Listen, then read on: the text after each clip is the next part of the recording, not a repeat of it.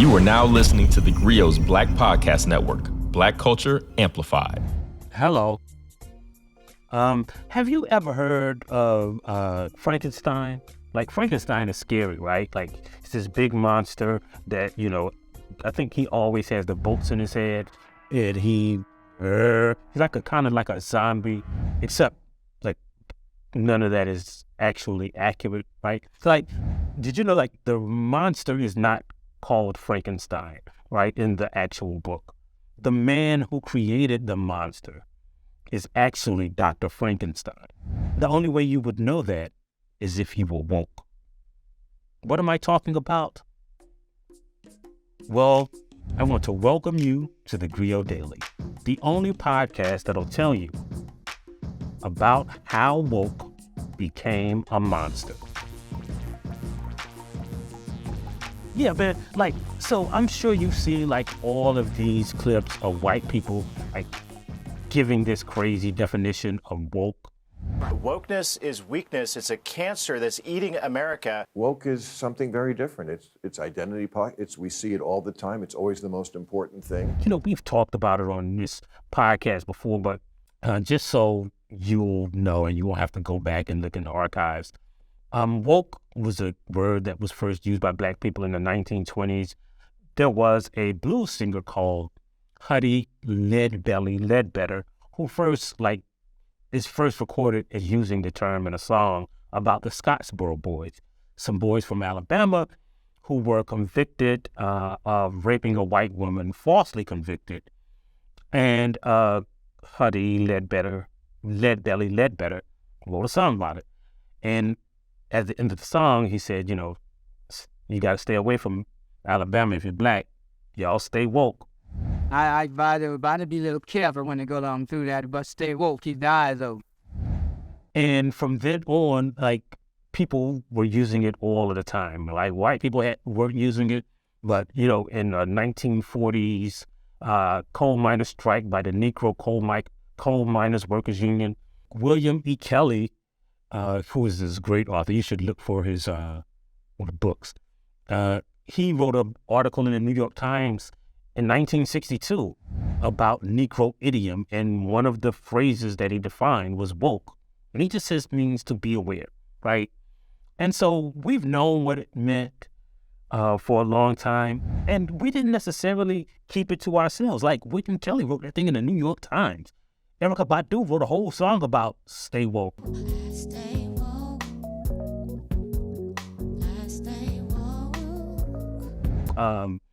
So did Childish Gambino, and white people love Donald Glover.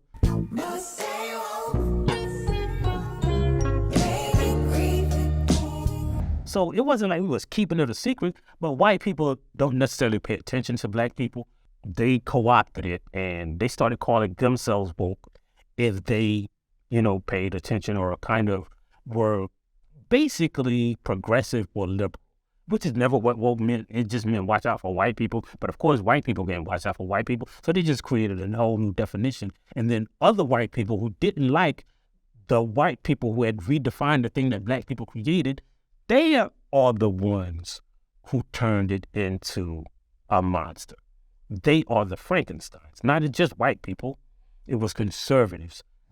They are the Dr. Frankenstein in this analogy. It's alive! But here is the thing, right? That ain't the first Frankenstein. That ain't the first monster that they created, right?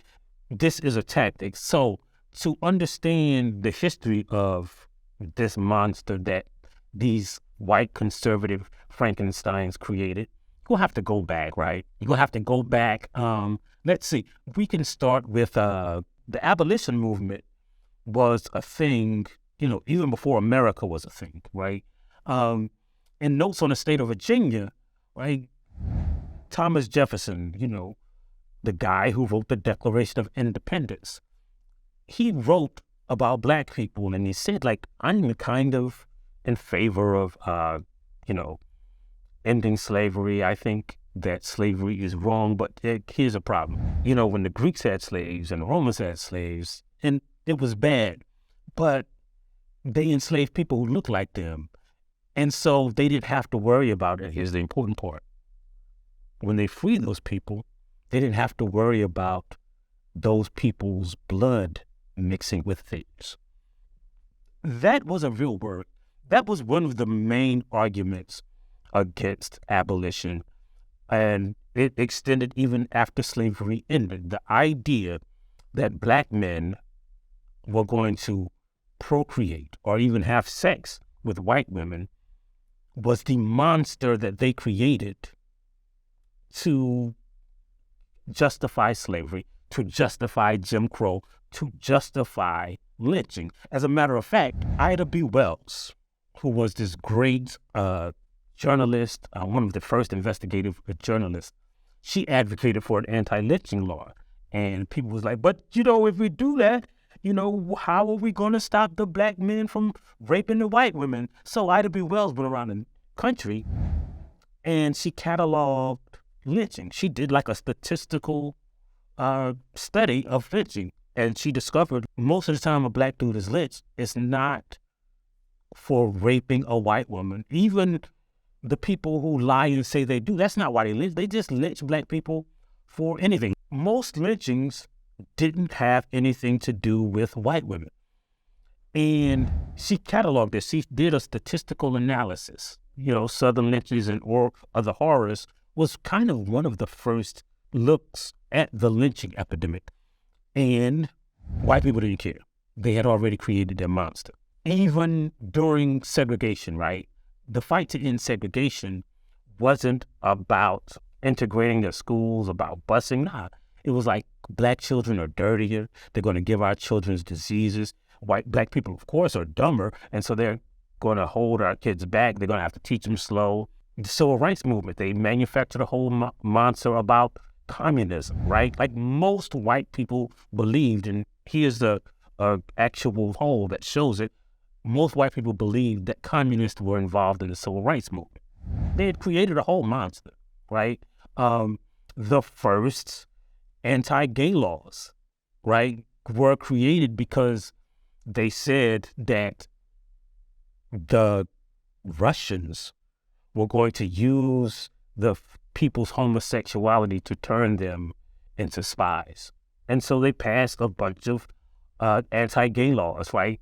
Police were authorized to patrol areas where gay people hung out because it was called the lavender thread. Like you've probably heard of the Red Scare, but Google the lavender scare, right?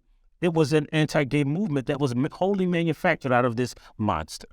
Right. And even if you go to recent times, right, the reason that they do this, they don't have an argument for segregation, for lynching. There's really no valid argument, except my grandmama gave me one.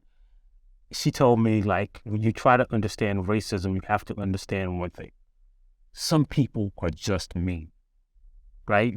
There's no valid excuse. Some people are mean. So, when Barack Obama was running for president, right?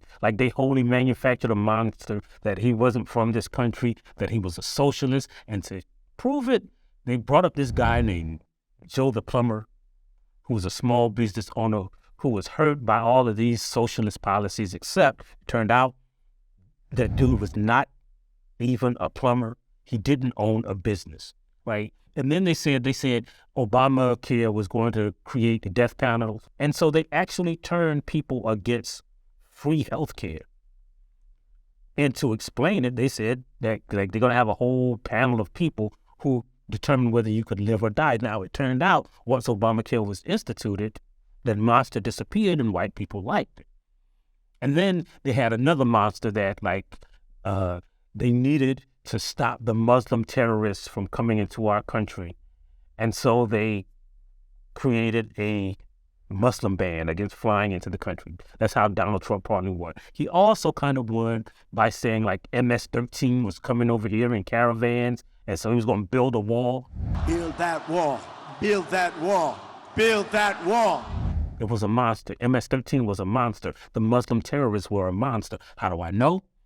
Because shortly after that, the FBI said, well, the greatest domestic terror threat were white men. And then the people who were an actual gang turned out to be groups like the Proud Boys and the Three Percenters, who created a movement to overthrow democracy, right? These white supremacist groups, they were the real threat, but white people had manufactured this brown, Muslim, BLM monster who was coming to set fire to their cities. And it turned out, the Washington Post reported that the Black Matters Live protests after George Floyd were actually less violent than the entire civil rights movement. But again, they had that communism monster back in the 60s and the 50s. This one was about the thugs and the Antifa coming to destroy their cities. It wasn't true. It was a wholly manufactured monster. And the same with politically correct, the same with Black identity extremists. All of that was monsters because, and here is the point, they don't have policies. They don't have races. They don't have something to say, we'll make equal schools, we'll make education better, we'll give you a better life. Conservatives don't have that. All they have are monsters. Woke, CRT, BLM, Antifa, the leftist agenda, the gay agenda, the trans people coming to transform your children into indiscriminate people who burst into the wrong bathrooms and show their genitalia to toddlers. It's all a monster. None of it is real. And the thing that you should ask yourself when you hear about these monsters is, hey, why weren't Black people doing that before? Why weren't we doing critical race theory in third grade since Derek Bell came up with it? Why weren't trans people busting in bathrooms before? Why weren't the gays attacking us before? Why weren't all the Black men sleep raping the Black women before slavery ended? Why didn't any of these things happen until white people manufactured? Because it is a monster, and monsters aren't real. But the monster isn't CRT. It's not wokeness. Frankenstein isn't even the monster. Frankenstein is the man who creates the monster. And that's why you have to continue to tell your friends about this podcast. That's why you got to stay woke. That's why you got to download that theGrio app. And that's why we always leave you with a Black saying. And today's Black saying is, monsters ain't real, but white people are. We'll see you next time on theGrio Daily. If you like what you heard, please give us a 5-star review, download the theGrio app, subscribe to the show, and share it with everyone you know. Please email all questions, suggestions, and compliments to podcast@thegrio.com.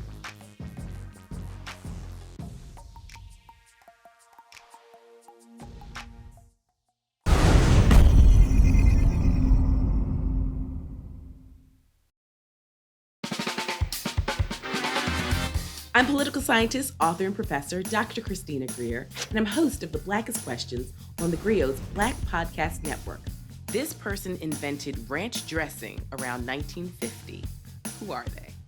I have no idea. This all began as an exclusive Black History trivia party at my home in Harlem with family and friends. And they got so popular, it seemed only right to share the fun with our Grio listeners. Each week, we invite a familiar face on the podcast to play. What was the name of the person who was an enslaved chief cook for George Washington and later ran away to freedom? In 1868, this university was the first in the country to open a medical school that welcomed medical students of all races, genders, and social classes. What university was it? No, this is why I like doing stuff with you, because I leave educated. I was not taught this in Alabama public schools. Question number 3, you ready? Yes. Let me try to redeem myself. How did we go from Kwanzaa to these obscure... Fast forward, darling. This is like the New York Times crossword from a Monday to a Saturday. Right or wrong, because all we care about is the journey and having some fun while we do it. I'm excited and also a little nervous. Oh, listen, no need to be nervous. And as I tell all of my guests, This is an opportunity for us to educate ourselves because Black history is American history. So we're just gonna have some fun. Listen, some people get 0 out of 5, some people get 5 out of 5. It doesn't matter. We're just gonna be on a little intellectual journey together. Latoya Cantrell? That's right, Mayor Latoya Cantrell. Hercules Posey. Born in 1754, and he was a member of the Mount Vernon slave community, widely admired for his culinary skills. I'm going to guess Afropunk. Close. It's Afro Nation. So last year, according to my research, it's Samuel Wilson, aka Falcon. Wrong. Wrong. I am disputing this. I'm very 99.9999 sure that it is Representative John Lewis, who is also from the state of Alabama. That lets you know, Christina, we got some goodness come out of Alabama. There's something in the water in Alabama, and you are absolutely correct. The harder they come. Close. Oh, wait. The harder they fall? That's right. I'm one of those people that just changes one word. I mean, I know the song too well. I just don't know nothing today. It's I'm gonna pour myself a little water while you tell me the answer. The answer is Seneca Village, which began in 1825 with the purchase of land by a trustee of the AME Zion Church. You know why games like this make me nervous? I don't know if I know enough black. Do I know enough? How black am I? Oh my Lord, we gonna find out in public. So give us a follow, subscribe, and join us on the Blackest Questions.